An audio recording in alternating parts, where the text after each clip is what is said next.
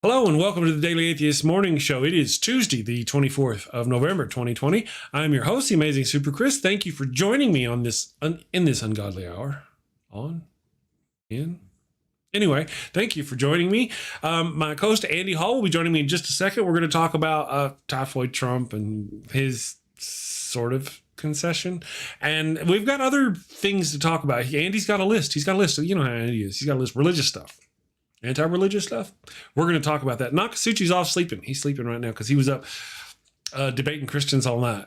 So, because that's what he does. So, we'll be right in a minute. Today's world is confusing, and there's too much information for one person to make sense of it all. Which credit card should I pay off first? Is non-fat milk good for me? Who should I vote for? Let's face it. If you can't figure out high-interest milk, then how can you be expected to make political decisions that influence a country of over 325 million people? Well, that's why there's fascism. Fascism is the political, social, and economic system for today's world. The Merriam-Webster Dictionary defines fascism as a political philosophy, movement, or regime that exalts a nation, and often race, above the individual, and that stands for a centralized autocratic government headed by a dictatorial leader, severe economic and social regimentation, and forcible suppression of the opposition. Choose this ideology and life will be easy. Did you ever look at someone who uses really big words and think, I wish those libtards would just disappear? Well, under fascism, your dreams can come true. Under fascism, you won't have to worry about the pesky little things like brown people or atheists, or who in your country is entitled to basic human rights and who is not. Hint, hint, the answer is nobody. Yes, friends, this truly is the final solution you've been looking for. And if you're concerned if this form of authoritarianism will be up to your high standards, don't worry. American fascism will be the best fascism in the world because it's been endorsed by Jesus. So go out and destroy freedom and democracy by getting fascism today. Paid for by the Fascio Conservative Party, formerly known as the GOP.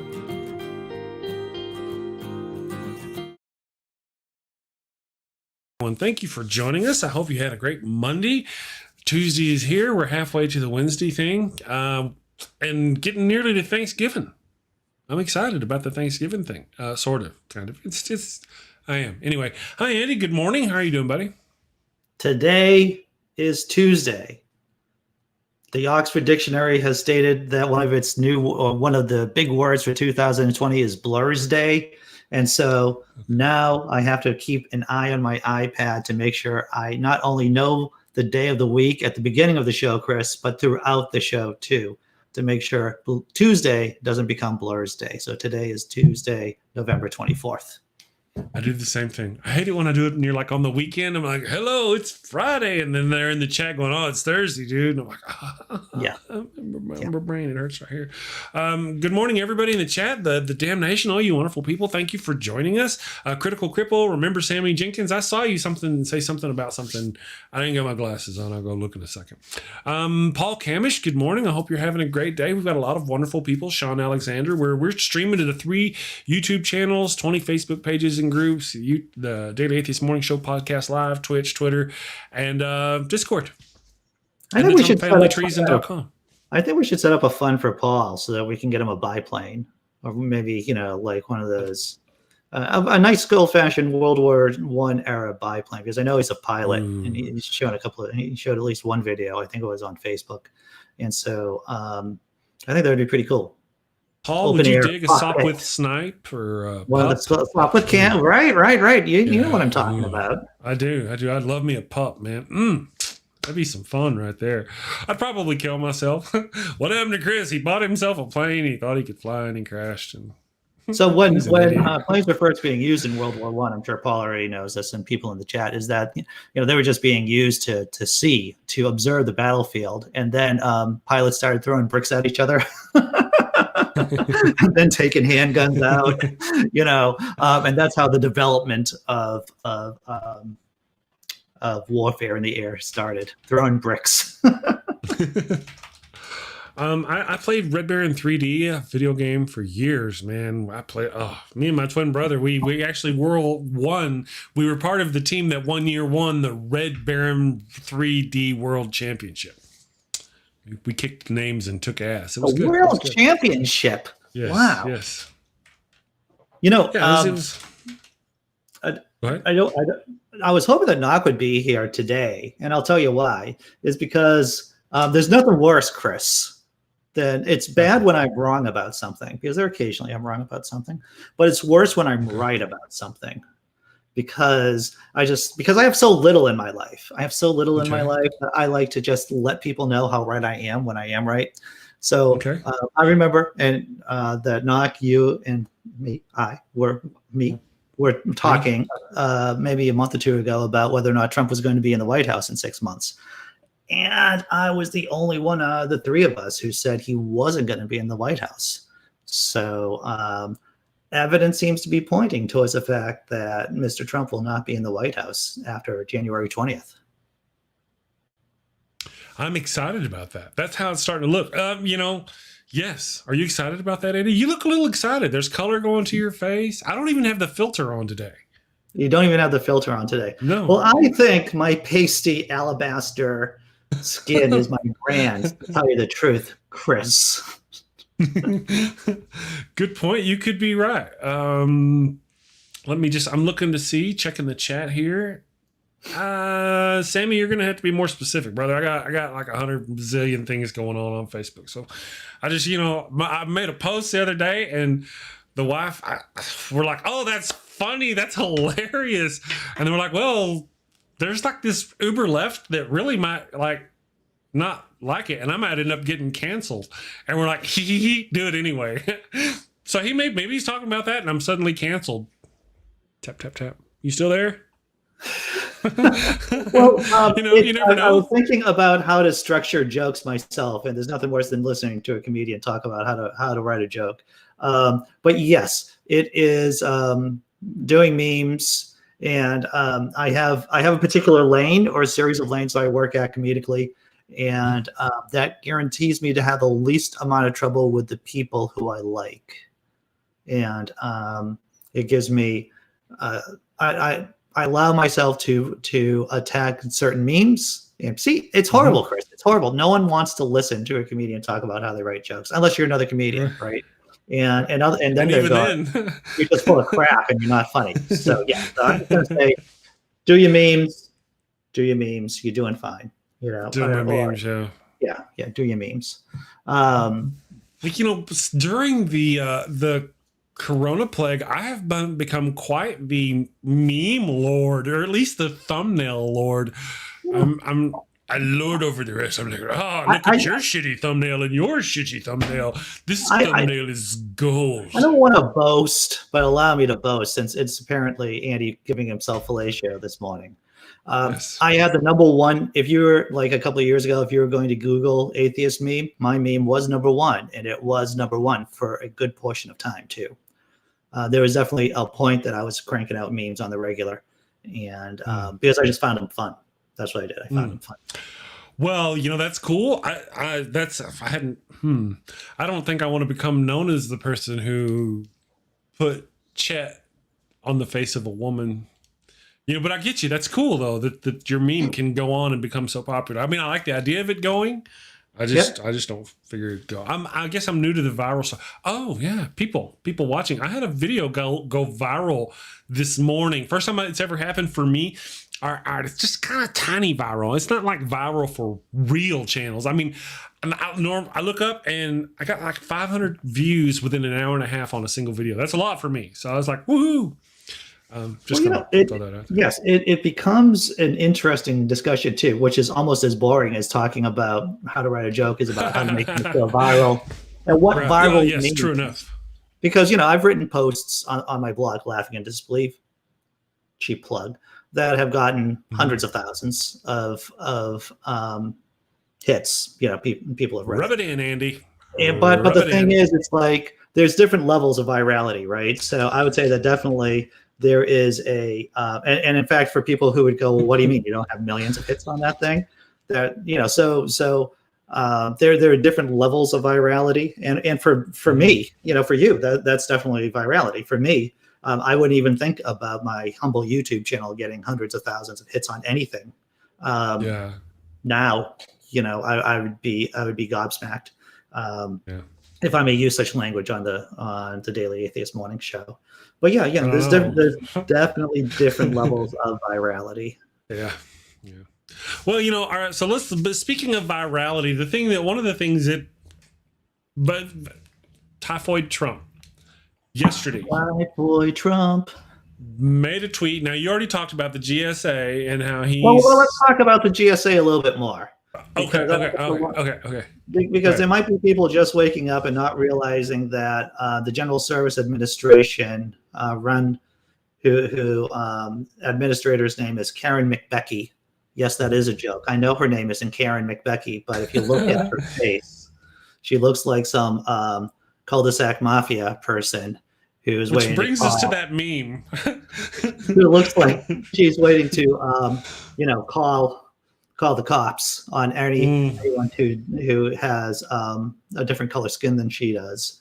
But yes, her real name, of course, is Murphy. That's it, Emily Murphy. And I'll just read you from part of the article from CNN that was on from last night. Of course, most of us who are listening to the news or watching the news last night realized that the GSA is agreed or is agreeing or has agreed to transfer power or begin the transition of power from the Trump administration to the Biden administration, which is fantastic. So I'm just going to read a bit of this article.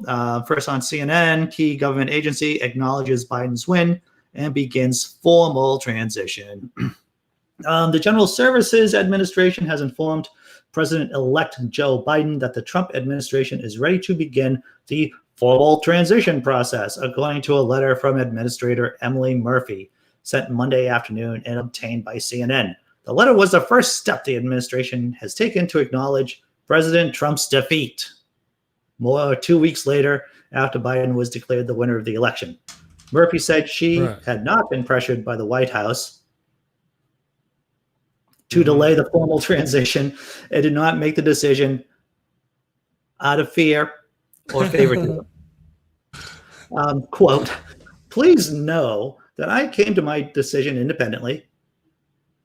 Based on the law and available facts, Murphy wrote, I was never directly or indirectly pressured by any executive branch official, including those who work at the White House or the GSA, with regard to the substance or timing of my decision. To be clear, I did not receive any direction or delay of my determination. Of course, Trump tweeted afterwards congratulating her or saying that he basically agreed to everything, that it was okay to start the transition because it was in the best interest of the blah, blah, blah. And then, of course, he continued to tweet about how, fraud, stolen election, blah, blah, blah, crap like that, just to keep the red meat of his evangelical base happy. So, yes, it looks like we don't have a coup, ladies and gentlemen, at least right now. Anymore, the coup failed.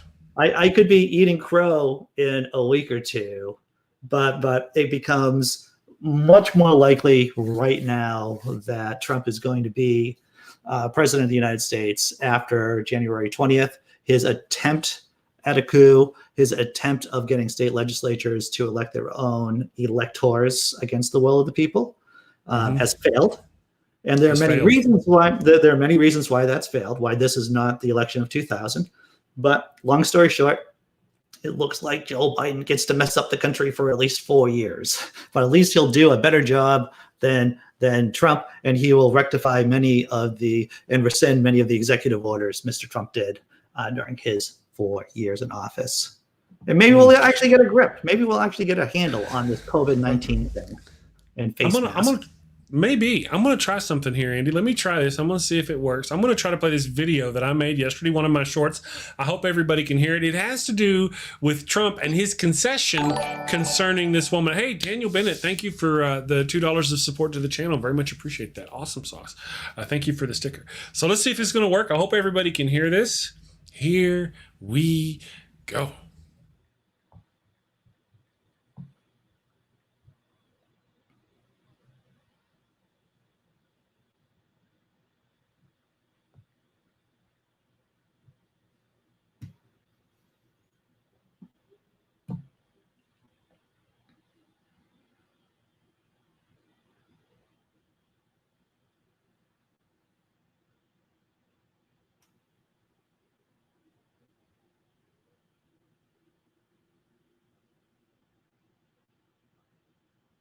Lady Sapphire says we can't hear it.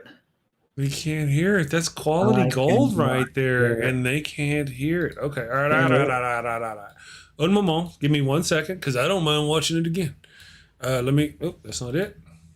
This is fun. Isn't this fun for everybody? This is the miracle of live programming. It is well, I wasn't anticipating doing this to myself this morning, but all right. So let me. Oh, that scared me. So I'm gonna go there.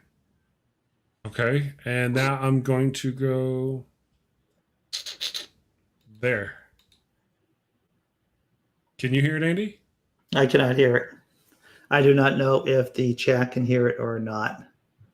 This might be a failed experiment, though. You can make. It may be, but it's awesome sauce. They say that there's no such thing as a stupid question, and they say there's no such thing as a failed experiment. I'm not really too certain on that. I'm not. Yeah, no. I think there might be stupid questions, and I think there may be failed experiments. That's all right. You know what I'll do? I will put a link. And then people can go watch the video. I noticed the comment. Somebody said, just like old times. Yeah, that's right, Randy. Remember whenever I first started the show, it was like, sound. I hated sound. Sound was the bane of my existence. Okay, let me get back to the normal. I'll put a link to that.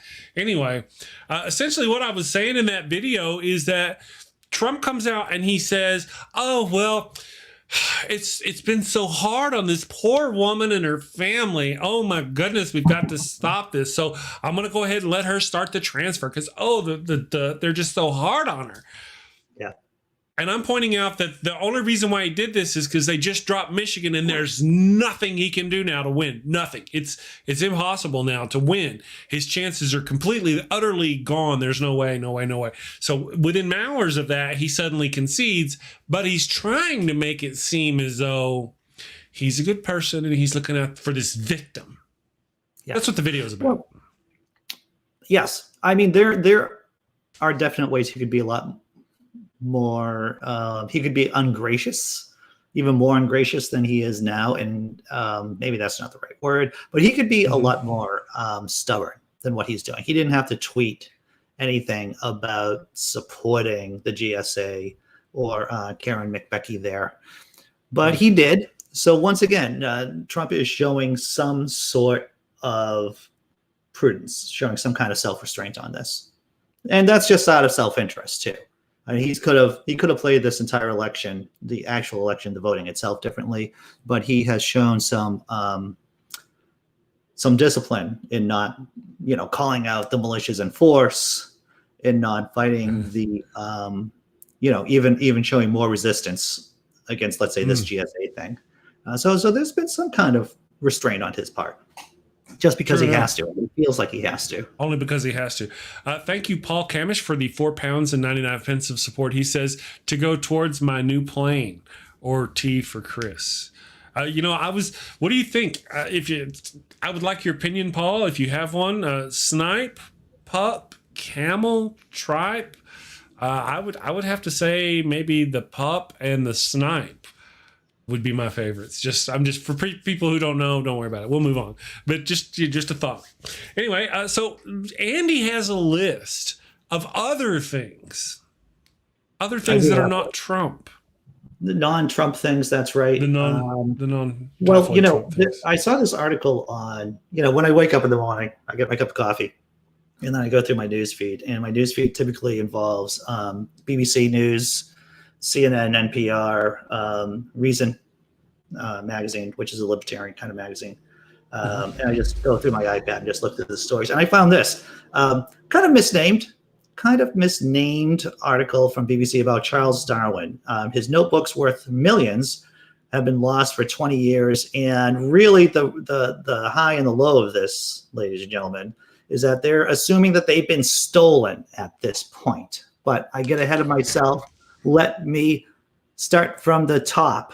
Say it again, but slower. I will say it slower. So once again, the name of the article is Charles Darwin, Notebooks Worth Millions, Lost for 20 Years.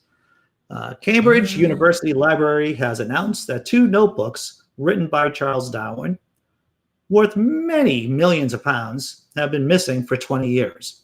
One of them contains the 19th century scientist's famous Tree of Life sketch. And I took a look at the Tree of Life sketch, which they have in the article. It is pretty cool because it is a tree of life, with all the branches and everything. Mm-hmm. Definitely worth taking a look at. Exploring the evolutionary relationship between species. Following a, quote, extensive search, curators have now concluded they have probably been stolen. So they've been officially missing these two notebooks, and now they're dubbed to be stolen. They are launching a public appeal for help in trying to find them. This is heartbreaking, Dr. Jessica Gardner, the university's librarian, tells the BBC. We will leave no stone unturned in trying to discover what has happened, she adds.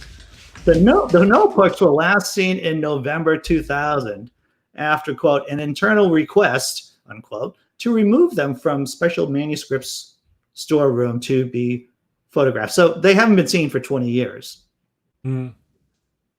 They were taken to a temporary studio, which at the time was in a temporary building on the grounds of the university library, because building work was taking place. It was only during a routine check 2 months later, it was discovered they were missing. We know they were photographed in November, says Dr. Gardner, but we do not know what happened between then and the time in January 2001 when it was determined that they were not in their proper place on the shelves. And I'm afraid there isn't anything on the remaining record which tells us anything more. They've done a variety of searches. Of course, the amount of books in the library, huge. Gaggles of books. Maybe Googleplex gaggles of books in the university library. But after searching several times, it looks like they've been stolen. They are supremely confident these books are not to be found there in the library. Okay. There is a well, you have to think about it, right? No one wants to admit that on their watch, Darwin's books got stolen. And so that's why they had to search and search and search. And now they've searched enough times to go, yeah, probably, more than likely, unfortunately, they've been stolen, and probably they're in someone's private collection in some billionaire's estate somewhere. That's the logical guess where they are at this point. And he's twisting his mustache. I've got Darwin's books over here. Yes. So yes, evil super villain. There is some super villainy. The real it's probably just a private collector. Someone's made millions of pounds off it, and I remember going back in the day, going through the Harvard archives when I was doing grad school over there. I did night school over at Harvard. Wasn't anything, not blowing my own horn or anything like that. Mm-hmm. But I was surprised about being able to go into the stacks and just having access to a lot of the books there that were old, original source stuff. And I'm like, I don't know. So yes, I think that some of the security procedures at the major universities probably have something that they could be working towards a better system. That's what the article also says about the university, is that, yes, we are putting in new safeguards, and hopefully we won't have other stuff stolen from our library. Good. Hopefully. Hopefully, maybe. I don't know. Like you say, there was a surprising amount of original content, text that you can just go in and, I presume, carry out at any point. Do they search you? Yes. Well, it's like here in the Boston area. There were two Vermeers or two paintings that were stolen years ago, decades ago, maybe, at the Elizabeth Gardner Museum. And if anyone's ever been to the Elizabeth Gardner Museum in Boston, then that the paintings are just there. There's not a lot of security, and people just came in and just basically stole the paintings. And I don't think it's ever been solved, to tell you the truth. So, and unfortunately, university libraries and museums can be soft targets for thieves. So if you know how to sell them, how to fence the goods, so to speak, then might as well. Huh? Yeah, you might. Like I said, they're soft targets. Yeah, easy pickings. It is a shame. You have a buyer. It is a shame. We have a comment here from somebody in your chat, I believe. Digital Bookworm says, let me get this out of the way so I can see it. I can't see.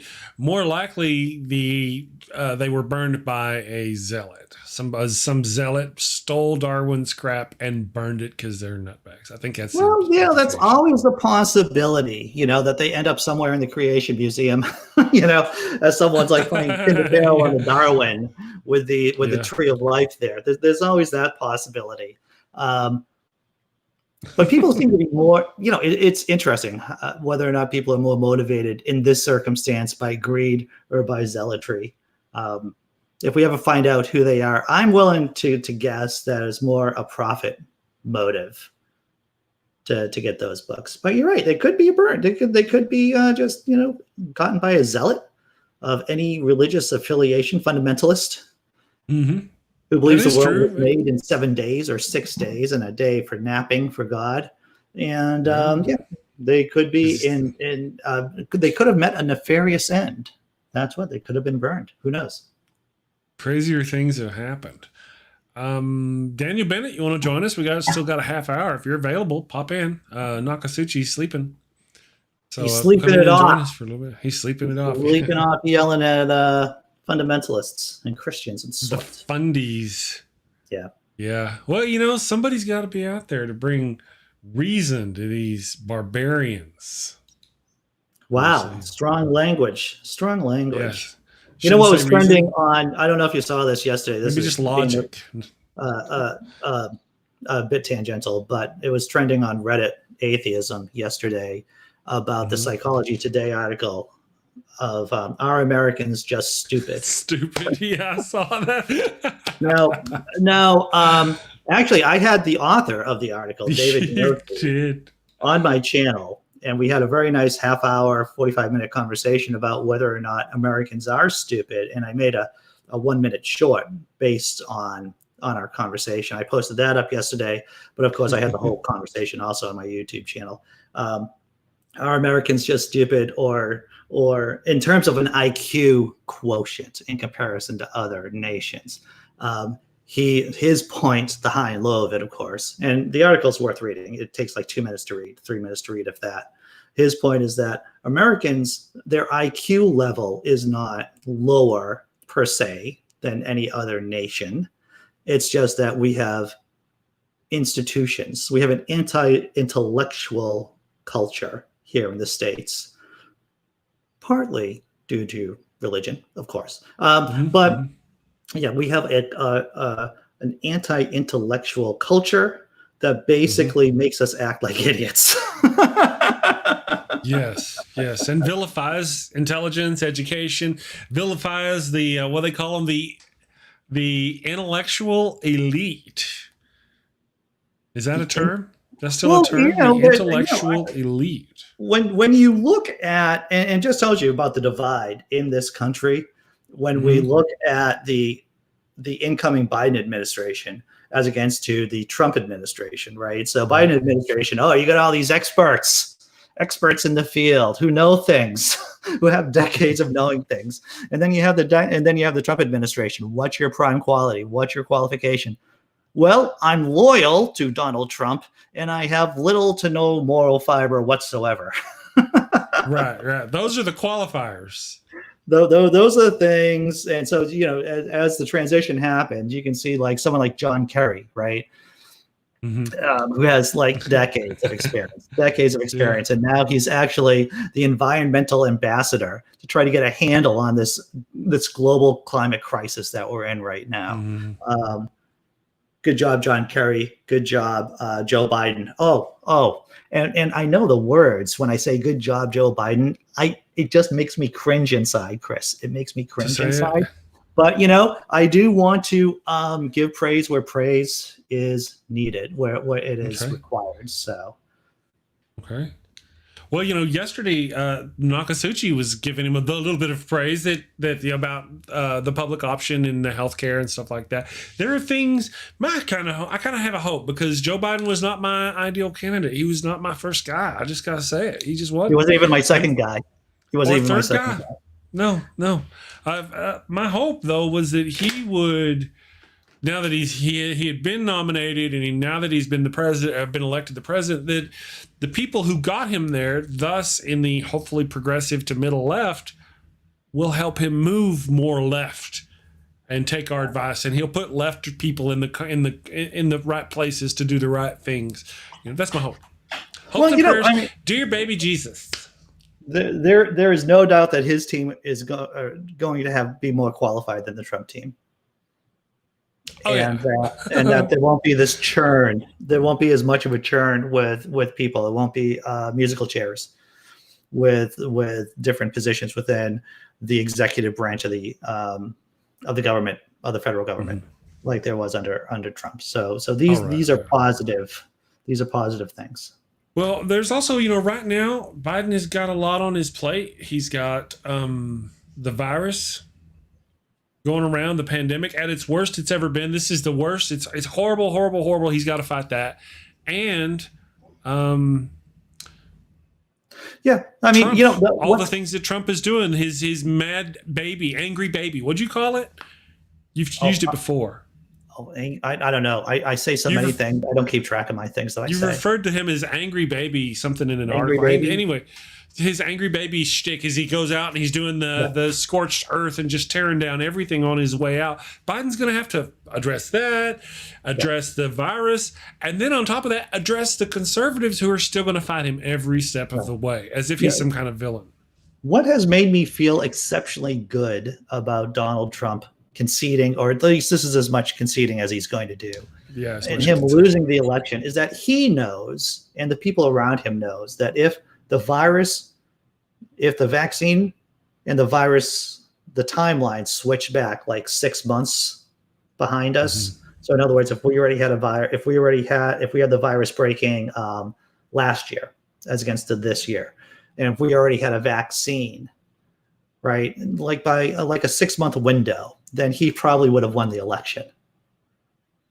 He probably would have won the election, because I still attest the fact that it is just the fact of coronavirus hit that Biden won. And I'd even go as far as say that if the and I know this is a hypothetical, but if the vaccine had come up earlier, if the virus hit earlier and then the vaccine came out a few months ago, Trump still probably would have won this whole thing. And it burns him, Chris. It burns him in his heart. Trump does. It burns him, and that makes me feel good inside. Well, one of my thinkings is that had he not chosen that as a political stance, had he just gone, oh man, there's a virus, and he embraced it and gone, all right, we need to do something, and really saved us from the virus. They dumped trillions of dollars in there. Had they applied a few billion to certain things at the right time, we wouldn't have even had that problem. If he'd have done that, he would have. There's no way Biden would have won. You're right about. So I'm saying you're right about everything about the virus and all those things. My caveat is that it was his approach that really got him. If he'd have had a different approach and even faked it, because it didn't cost him anything, cost him zero to act like it mattered, and to not use that as a political point. A political point, in fact, that cost him the election. So it was not a good choice. So had he embraced it and gone, let's unite as a nation to come together and fight this virus, there would have been nothing Biden could have done, especially Biden. Of all Norfolk, in your chat, Chris, Norfolk, I'm going to butcher his last name, or their last name, Bassini, says I hope he melts down and weeps. They'll see a lot of conservative tears over the next few days, and especially as the January 20th rolls around, inauguration day. There's already been a glacial-like meltdown striking the GOP amongst Trump supporters. Trump supporters about it's becoming more real, the actual reality of Trump not winning. Very true. Actual reality. I'm going to, I remember earlier I said I was going to put that video in there. I'm going to put the video in the chat for the people. And I have another video about magateers that you were just talking about. We're going to be seeing more magateers. I will put that too in the chat in just a moment. So here we go. This is for those of you who want to watch the video that we made about Trump conceding with his via tweet, where, he didn't really concede. Okay, so there's that one. And then here in just a second, un moment, I will post a link to the other one. My Magateers videos. If you guys haven't seen my Magateers videos, because you know what happened was when all this went down, we had some of our people, we love them, on the left who were going, "Oh man, you need to be nice to these guys because they're sensitive and their feelings are hurt and their president just lost. And why are you being so mean?" I'm like, wait. You're asking me why we're being so mean to the screw your feelings party? Yeah. He's still your president party? You're asking me why? Yeah. This guy, the first thing this jackass did when he got into office was go after Meals on Wheels. Meals on Wheels. You know? That's your socialism, my friend. Yeah. I will say this too. I mean, this is my personal attitude about how people act within the movement. I am pretty much a big tent atheist. I know this sounds strange. I'll give people crap all the time, and I'll make, but I believe I have. Like when I tell people that they're not atheisting right if they vote for Trump, then I will say that and then give some pretty substantial points to support my assertion because I'm right. I'm just right in this particular circumstance. But overall, in terms of how people want to conduct their business, it's like a team, right? Everyone can't do the same position on a team. Some people are going to be bomb throwers. They're going to be rhetorical bomb throwers. Other people are going to be, administrators. Everyone does. It's improper to tell your bomb throwers who you need. Every movement needs rhetorical bomb throwers to ask them to act like administrators. And so, people, very broadly defined. I have a pretty open concept about how people behave themselves in the movement. Of course, you catch me off camera, then I start talking about what I really think. But in general, Chris, this is my basic. This is why I don't give people a lot of crap. Officially. I might shake my head and scratch my head, but overall, it's like you're doing what you're doing. Stay out. Just leave me alone and let me do my chaos, basically. And by and large, people let me do my chaos. Daniel Bennett points out, ever so accurately, I believe, that these radicalized right-wing Trump supporters are potentially a terroristic threat. The only thing I'm going to change in that is removing the word potentially. I'm just saying. You know what, though? Andy, unless I'm mistaken, Andy actually has a list. I have a list? I have another. We're going to the third story. Now, I find this story interesting. But as it's going to be we don't find this interesting ever at all, Andy, if you're not making fun of Pat Robertson or Kenneth Copeland or riffing on Trump. But listen, this is an important story because it shows you how crazy religion is and not just Christianity. This is from, once again, BBC News. The name of the article is Egypt singer Mohammed Ramadan faces lawsuit over photo with Israelis. Let me say that again. Egypt singer Mohammed Ramadan faces lawsuit over photo with Israelis. Yeah. Were they dancing or was it just a photo? It was dancing. Well, the photo itself is just this dude, just like hanging out with, I guess you can't hang out with Jews. He's like, all right. You've been saying, Andy. That's what you've been saying for years. Let me read the article, Chris. Okay. An Egyptian court will next month hear a case against a prominent singer who was photographed posing with two Israeli celebrities at a Dubai party. A lawyer has filed a suit accusing Mohammed Ramadan of, quote, insulting the Egyptian people, unquote, with the images which were condemned by many Arabs online after Israel's government shared them. The Syndicate of Egyptian Artists also said it was suspending his membership. The 32-year-old insisted he had not known the celebrity's nationality. So this guy probably knew who these people were he was hanging out with. But I didn't know they were Jews. Is that his defense? Yeah, that's his excuse. That's his excuse. So Israel, and just to give you some backstory, because we always need backstory here, Egypt and Israel fought 4 wars before they signed a peace treaty of 1979. Of course, we are still giving Egypt a lot of money to hold the peace there in the Sinai and in Egypt, just to let everyone know. However, relations between the neighbors are still at times tense. In recent months, the UAE, the United Arab Emirates, and Bahrain have signed agreements with Israel to normalize relations. Sudan has also said it would do so. Let's see. Let's just go down. So the image. So here's this dude, Mohammed Ramadan, just hanging out with these two guys. You would know. I mean, let me get that image up, Andy, while you talk. Go ahead. Yeah, they're Israeli nationals. He's hugging an Israeli singer, Omer Adam, and here's the radical.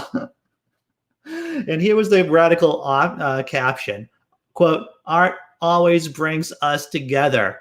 Unquote. Now, if there is anything as anti-religious as that, I don't know what is. Art always brings us together. He said that in public? Well, he wrote it on Instagram. So, oh, man, what the hell? He's got to have some stones. All right, so here's the image. Which one of them is the filthy Jew? I'm sorry, I don't. Hey. I'm being hyperbolic. You're working the dough too much. You're on the British Speaking Show, and you're working the dough too much. And it's not going to proof right. And we got to cook this like a small fish with lots of Flow State's going to release a video of me saying that. Yeah. Look at this. So Mohammed Ramadan, I believe, is the gentleman in the middle with his arms around this guy and this fellow in the hat. And I see. Yeah. Oh, hey, cool. Yes, it is Ramadan hugging this gentleman in the middle with the glasses and hugging Israeli singer Omar Adam in Dubai. Okay. And once again, the radical humanist Enlightenment moral ethics caption is "Art always brings us together." Oh, that's horrible. Those horrible people. Let's see. So the photo sparked outrage. I'm just bopping down the article, but the photo sparked outrage on social media, with many accusing him of, quote, betraying, unquote, the Palestinians. The hashtag Mohammed Ramadan is a Zionist trended on Twitter. The Egyptian journalist and MP, so this guy's a politician in Egypt, Mustafa Bakri tweeted, quote, Mohammed Ramadan, the Upper Egyptian artist, interesting, is hugging a Zionist singer and thereby losing his genuine Arab audience. What a loss.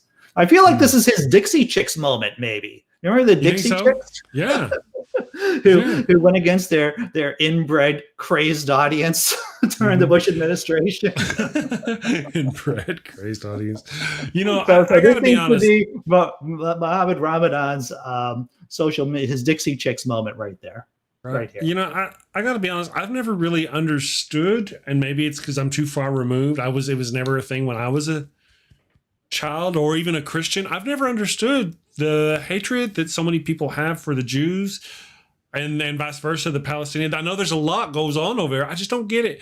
In other words, my comment was not because of anything I actually feel. I was just being funny. Well, funny. Anti-Jewish sentiment is it is. I did a paper when I was an undergraduate about how Lutheran, the Martin Luther, and the Catholic Church, were basically helped set the table for Nazism in Germany. No surprise there, right? That I've been working on this one thesis for the last 30 years or so. But basically, Judaism is the tree which both Christianity and Islam, branched off of, and there was a lot of competition back then. And Jews basically, they were looking at both faiths, and this is a very big simplification, basically saying you're misinterpreting what we said, you're doing it wrong, and no one likes being told that they're doing it wrong, Chris. Gotcha. I think that's true. It's just never been a thing in my brain. I didn't. It's just never been. I get it. I get that other people have issues with them. I just never. I don't think I've ever even. Yeah, my experiences are so. It's just not my thing. And I think it's funny here, and this has happened about that picture too. I want to remember to mention this in just a second. Flow State says racism is never funny. Isn't it hilarious to hear that from somebody on the right? That's just like hilarious. I made the post about that lady, and in the picture, because she's a Trump supporter who held up the block of Biden because of the thing, because she's a Trumper. I made a post calling her a piece of shit. And people are like, you're talking bad about it because she's a woman and she's overweight. I'm like, I didn't say nothing about that. And oddly enough, all the people who've done the pearl clutching, who've gone, oh my God, you misogynist, all the people who've done that are right wingers. Yeah. And Andy, you might have noticed it yesterday in the chat with Nokasuchi. I said, hey, I'm going to post a post that's probably going to set off the toxic left. Yeah. Ain't heard a word from them. They ain't said nothing. Nobody on the left has complained about my post, but people on the right are going, oh my God, you're a misogynist. And then like a few posts later going, I didn't call you a misogynist. You're a typical lying hypocrite, typical Republican. So yeah, that's the only people who've had problems with it. And then like I said, there are problems thinking I'm fat shaming this woman, or that I'm female shaming her for something, or whatever it is these people think. Yeah. I mean, do you not know who Chet is from Weird Science? These people don't know. Anyway, carry on, Andy. Super Andy, carry on. I have it. 6927 in my chat says, is it me or do most atheists start out being lovers of history at a young age? It's interesting about that. I think, I think that many of us are intellectually curious about many different topics. And that and within the community, we break down in broad groups. There's the more mathy science people. And then just like in real life, right? There are people who just want to focus on the nuts and bolts of the logic aspect. And then there are many of us who do like the history parts of it, either with my girlfriend's getting close to some crap in the chat with this one. Yeah. Because whatever Flow State said, it's not even warranted me returning to, it was kind of cute. I'll make a comment when you're done. Carry on. Okay. So yeah, there's a lot of us who are interested in history. And then there are just some of us who are just purely interested in the logic or of the fallacies that religion just spews out. I think that if you're going to be good at being an atheist, if you're going to be at least informed at being an atheist, you have to be at least good. You have to be at least decent at doing everything, which means, you have to know about your counter apologetics. You have to know, of course, your biblical literacy. You have to know about other religions. You have to know about logical fallacies. There's a whole cavalcade, a whole variety of different topics to be good at. But most people gravitate towards one particular aspect of doing this atheist stuff. Yes. What are you going to say, I have. Well, real quick, I want to say that sort of like the comment that he made, teasing. We're having some fun here, but I've caught a little bit of hate from some of my videos. These people come in there like my video for Rudy Giuliani. I call out Rudy Giuliani for some of his antics, and people are like, "Oh, you're this and you're that," and I'm like, people. I mean, if you're coming at me from the right side. If you're coming at me at anything I say from the right side, I mean, it's like that meme that says, I've seen what you cheer for. Your boos mean nothing to me. Matter of fact, the more you boo, that tells me I'm doing something right. I've seen what you cheer for. Your boos mean nothing to me. I have seen what you cheer for. Your boos mean nothing to me. That's Rick Sanchez, Rick and Morty. Bam. Yes. Just like that. Yes. So, and to tell you the truth, this is why I don't really respond to. I mean, whenever your piece of media is, whether for me it's a blog post or whether it's a video, and it hits the search, the Google search or the Yahoo search, or the YouTube search, that's when you bring new people in to your blog or to your YouTube channel, and you're going to get a bunch of crazy people. There was someone who commented on my YouTube channel the other day. Andy, you must have done well. You get a bunch of lunatics, commenting on your video, and so that's basically an effect of hitting the YouTube search algorithm or the Google search algorithm is that you get a bunch of lunatics, making comments. And to tell you the truth, I don't have, I'm thinking about the next joke. I'm thinking about the next piece of media. I'm thinking about the next bit. And I just don't have the time nor the inclination to actually take on, Right. to take on people that aren't worth my time for all intents and purposes. Yeah. Yeah. Well, it's also one of those things where it's good for the metrics for them to comment and do things, but you'll see people. Yeah, comment. You'll see actual real viewers will go in there and defend things. People will come and say something stupid, and I don't really have time to go monitor every comment. And the bigger the channel gets, the harder it's going to get. Yeah. But I have viewers on my side are going, you know what? You're an idiot, and this is why. So I really don't have to engage them anymore. I don't know her name. The only one of them is A_, I think it's A_A, some lady who's been in our chat. I've seen her around several channels. Man, she thrashed this guy the other day in my chat. I was like, girl, I'm just going to go take a nap. For me as a content creator to argue with every single person who doesn't get the joke or understand how comedy works. That's not my job. Yeah. I'm not going to be my own apologist for my crappy jokes I make.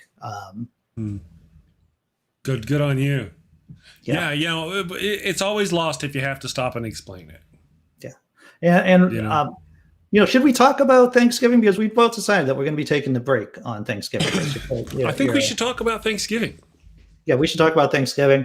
I usually watch, and I tell you, this is going to just be a little bit more of my dysfunctional past. Some of my fondest memories, Chris, just between you and me and not the entire internets, is when I was a kid on Thanksgiving was being sick and watching the Thanksgiving Day parade for some reason, and I'm not really sure why. Maybe it was psychosomatic, maybe it was all in my head, maybe I was just trying to avoid my family, that I always seem to be a little ill around the holidays, both Thanksgiving and Christmas. And I just remember drinking a lot of ginger ale without any carbonation in it because it helps settle my tummy, and watching the Macy's Thanksgiving Day parade. And to this day, no, I'm not sick anymore during the holidays. I will still watch. I still have fond memories of the Macy's Thanksgiving Day parade, though it is an idol of capitalism, bad taste. I rationalize it with it's the kitsch factor and so that's what I do. And yes, there is the Macy's Thanksgiving Day parade is going to be run in a very kind of disappointing kind of way this year. Okay. But I am going to the cooties. Yeah, right, because of the apocalypse. And even if it wasn't going to be run on Thanksgiving, I would try to search on YouTube to find past Macy's Thanksgiving Day parades to watch and stream while I cook my kids and my girlfriend breakfast. Right. So, that's what I'm going to be doing on the morning at least. I might do. I think Nok is streaming on Thanksgiving, doing his anti-Thanksgiving Thanksgiving. I might get trashed. I might get drunk and talk about and go and do some streaming too in the afternoon or evening. I don't know. This is going to be my first vegetarian Thanksgiving too. So I'll regale you with stories of non-turkey. Gotcha. Andy and I are talking about not doing a show, and so I'm going to take a break. I may even completely retool techno-wise my show during the 4 days we're off. Andy's going, oh no, Tech Gremlin's back. So you're taking Friday off too, Chris. Is that what you're telling me? You're taking Friday off? I was going to take Fridays off. I was going to take pre-recorded shows, go find some that are good, fun shows that people enjoyed, download them, put a little banner on there going, hey, this is a pre-recorded video. Take a couple of days and drop those videos for people who are, get used to watching it 5 days a week and want something to watch. So that's what we're planning on so far. I think that's good work for you. Yeah, dude. Whatever. I'm always running my own game. So if you don't want to run it on Friday, then that's fine. That's cool with me. Okay. Well, I'm gonna see if I can do that special nerding thing where I get these videos that I'm talking about to drop on all 3 channels as premieres. just like a regular show. So there should be view time and the whole works. So I just got to find something interesting, Yep. for the people to watch. All right, man, I'm gonna go ahead and wrap it up. Thank you, Andy, for joining me today and helping me with the articles and such. What do you have going on? Anything going on? Chaos, general chaos. That's what I do. My leftist friend Dan Arrell, who was on our election night live stream, who was a voice of reason in the midst of chaos. Dan Arrell, he is running a new blog on free thought blogs. Dan is a leftist. He's an atheist. He's written a book about godless parenting. He's probably going to be on my channel at some point. I know that he was on Steve Shive's channel the other day. So he has resurrected his blog, Danthropology. And so he's probably going to be coming on my channel. And we're just going to, talk about atheism, left politics, because he's a union organizer too. And so I'm fascinated about his work, unionizing and getting people to join unions and what kind of strategies unions use to get out the vote and to mobilize people. So Dan will be on at some point. And, I also have Dragons and Genesis coming on my channel sometime in December. We made a date. And so, he's fun. Yeah, I got things working. Jason's one of my favorites. Chris? That guy is awesome. You're taking days off. You're like doing turkey on Thanksgiving. Are you going anywhere? Am I going to shame you right now by wondering whether or not you're following COVID-19? No. I'll tell you. Well, shame me later for that. Shame me later. Oh, okay, I will shame you later for that. Not for this though.